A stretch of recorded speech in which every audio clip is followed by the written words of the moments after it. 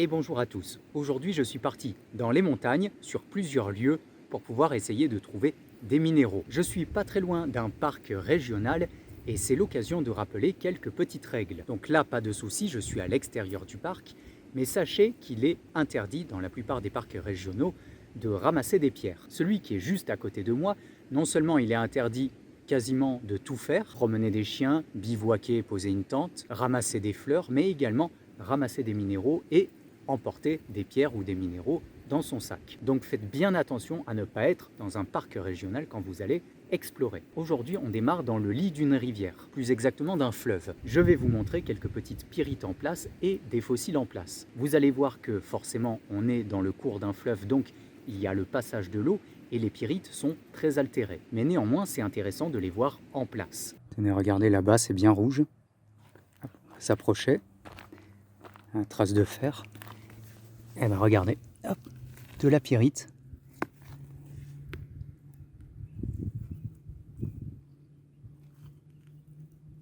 Pas petit, hein, des jolis petits nodules de pyrite.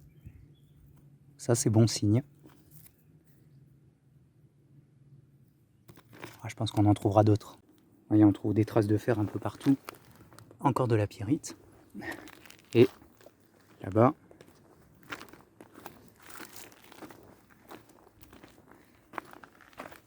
ah, il y a le fer qui s'est enlevé et qui a coulé. Ah, celle-là, elle est sympa. Alors, elle est toujours très rouillée, hein, elle est en extérieur. Vous voyez, hein, ça a diffusé le fer tout autour. Mais au milieu, vous voyez, on a la pyrite qui commence à se désagréger. Hein. Et là, il y a un joli morceau. Voilà.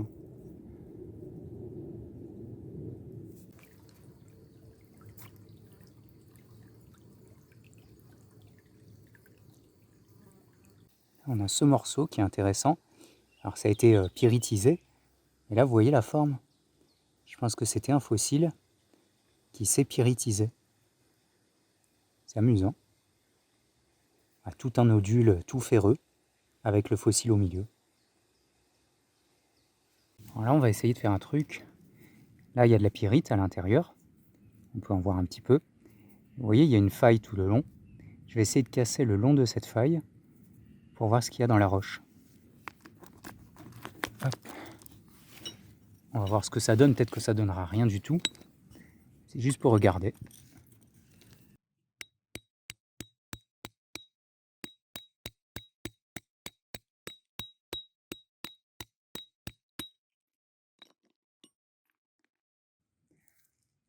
Vous voyez la pyrite au milieu?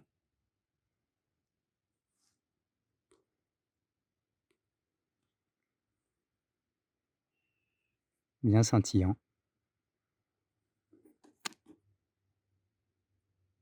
Regardez, on a pas mal de fer et des orthocéras ou des rostres de belemite. Hein, je suis jamais bon en fossiles.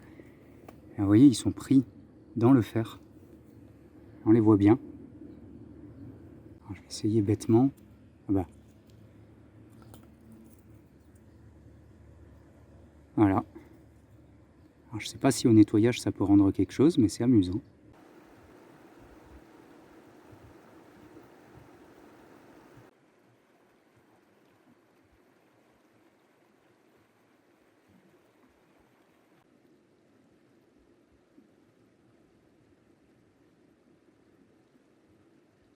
Alors là, c'est très intéressant parce que vous avez beaucoup de pyrite, marcasite, etc. Vous voyez que bon, il y a tout le fer qui est rendu, mais également le soufre.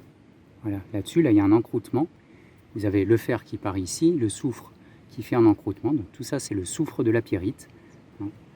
Voilà, bien détériorée celle-là.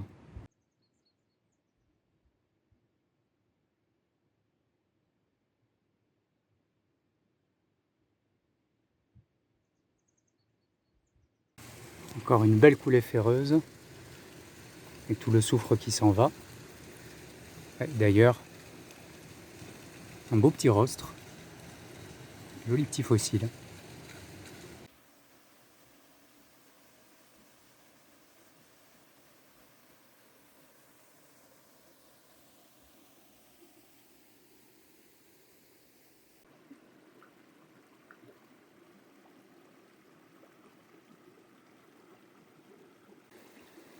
Là, je me trouve dans un canyon.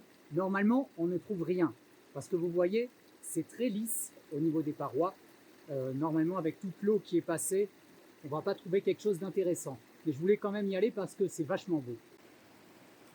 Ouh, ça donne envie de se baigner.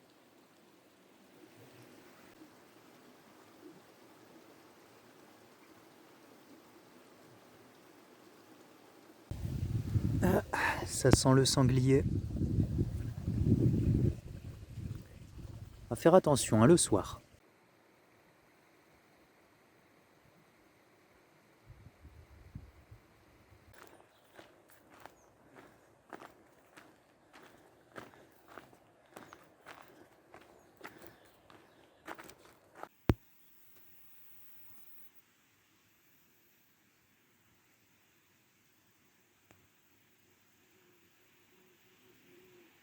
Nous voici au deuxième jour. On va essayer de trouver des quartz un peu particuliers, puisque ces quartz se forment entre de la marne, plus ou moins schisteuse, et du calcaire. Ce qu'il va falloir que je cherche, ce sont ces alternances de marne calcaire, et quand je verrai des calcaires fissurés, je vais regarder à l'intérieur. Par un effet de métamorphisme et de fluides qui vont entrer dans ces failles calcaires, des quartz vont se former. Donc, c'est ça qu'on va chercher aujourd'hui. De ce côté-là, j'ai repéré une montagne calcaire et de ce côté-là, une montagne de marne. Donc je vais essayer d'aller entre ces deux montagnes pour voir s'il y a une alternance. Alors c'est pas sûr que je trouve parce que c'est très difficile, c'est un peu de chance pour trouver ce type de quartz, mais j'aimerais bien vous en montrer.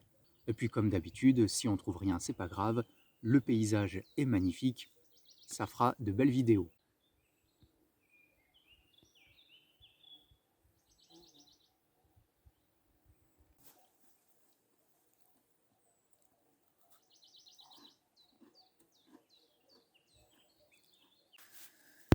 Alors, je pense que je vais suivre ce petit ruisseau qui va nous mener jusqu'au flanc des montagnes.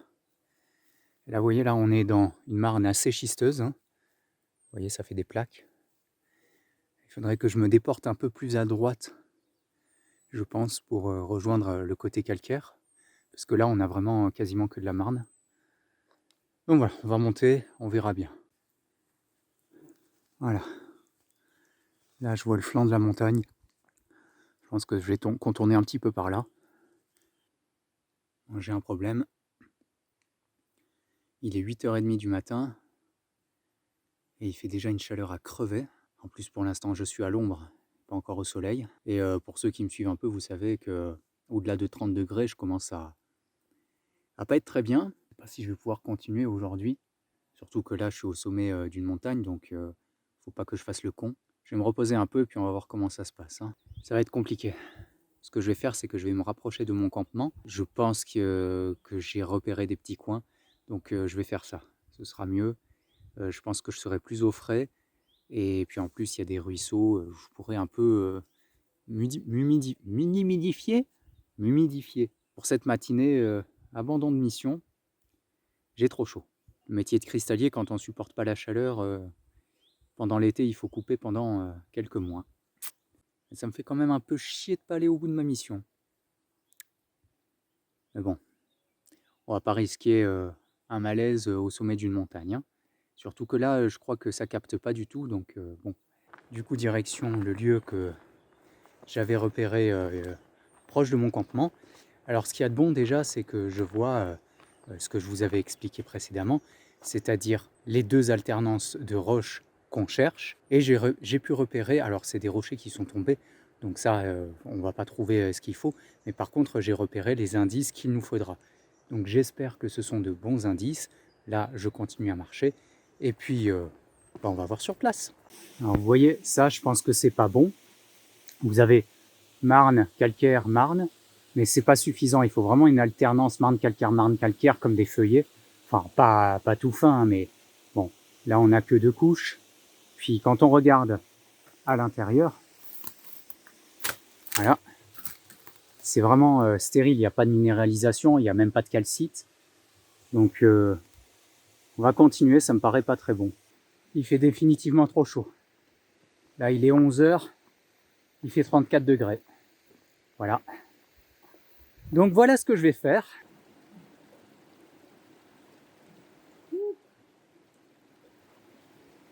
Bonjour à tous, il est 7 h du matin, je marche depuis 6 heures pour éviter les grosses chaleurs. Ça doit se voir sur ma gueule que je suis un peu fatigué. Je commence un peu à perdre espoir parce que je viens de voir que de 11 h à 18 h, il va faire une chaleur constante de 31 degrés, donc ça me laisse pas beaucoup de temps pour essayer de trouver quelque chose. Alors normalement je vais y retourner en fin septembre avec quelqu'un qui connaît bien ce type de cristallisation que je recherche désespérément. Déjà il fera plus frais et je serai accompagné. Mon futur accompagnateur m'a ajouté aussi que la première fois qu'on essaie de chercher ce type de cristallisation, on revient souvent bredouille. Mais bon, ça fait aussi partie du métier de revenir bredouille, hein. On ne peut pas trouver des trésors à chaque fois. Donc autant vous montrer ça aussi quand on galère un peu, parce que c'est pas toujours tout rose. J'ai dans l'idée de remonter le fleuve encore plus loin pour essayer de trouver des falaises un peu concluantes et avant que les grosses chaleurs arrivent.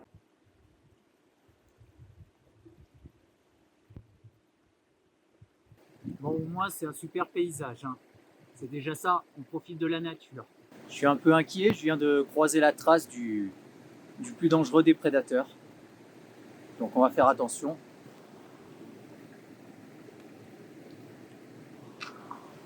Ça fait peur.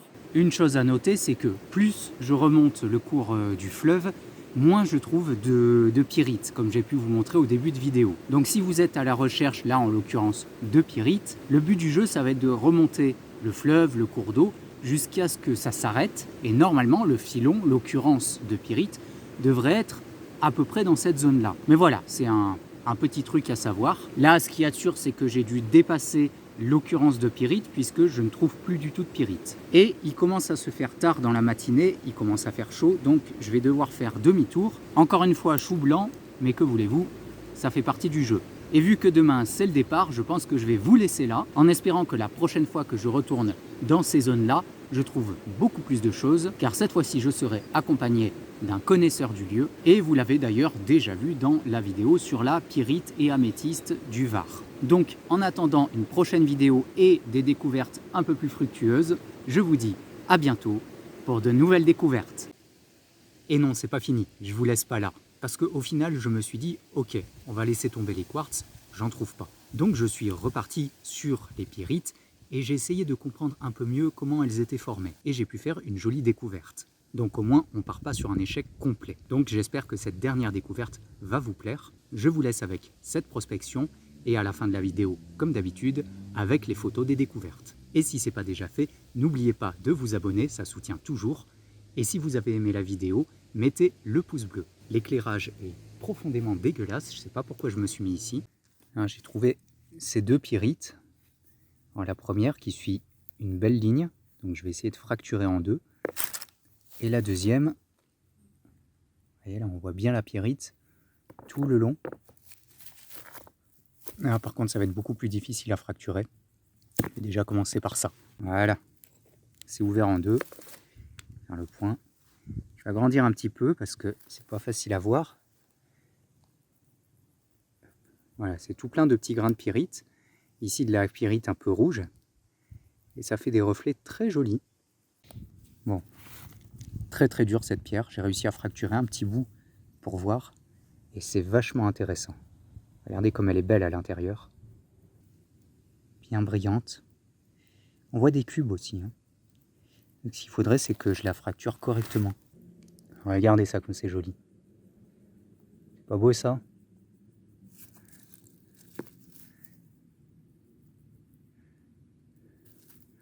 Ça brille super bien. Vous voyez que là, il y en a qui sont bien argentés. Là, il y en a des un peu plus foncés avec le cube. Là, vous avez toute une ligne avec des cubes. C'est beau comme tout.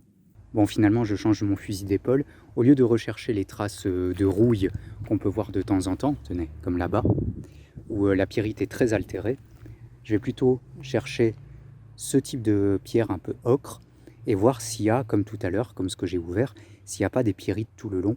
Parce que vraiment, la qualité était très sympathique dans ce genre de pierre. Alors que quand j'ouvre ce genre de pierre, là, toute rouillée, la qualité est vraiment médiocre et toute détériorée. Donc allez, recherchons. Vous voyez là par exemple. Je vois une qui est ocre. Bon, elle a rien, hein, mais c'est pour exemple. Tenez, voilà, là il y en a une qui est ocre, avec une ligne. Mais bon, là, on ne voit pas de cristaux. Donc on cherche. Voilà l'exemple parfait. Là, on peut voir un bon petit nodule de pyrite dans cette pierre qui est grise, pas ocre. Mais là, si je casse ça, en fait, elle est toute détériorée. Il n'y a pas de cristallisation, de cubes, etc. Donc ça vaut pas le coup. C'est bien à observer, mais c'est tout. Voilà. En conclusion, je dirais que quand on ne connaît pas un lieu, il faut procéder à des essais pour comprendre le terrain. Et que très généralement, on ne trouve pas grand-chose la première fois. Vous avez bien pu voir en vidéo. Néanmoins, j'espère vous en avoir appris un peu plus sur les prémices de la prospection sur un lieu inconnu. La lumière est encore dégueulasse. Et cette fois, pour de bon, à bientôt pour de nouvelles découvertes.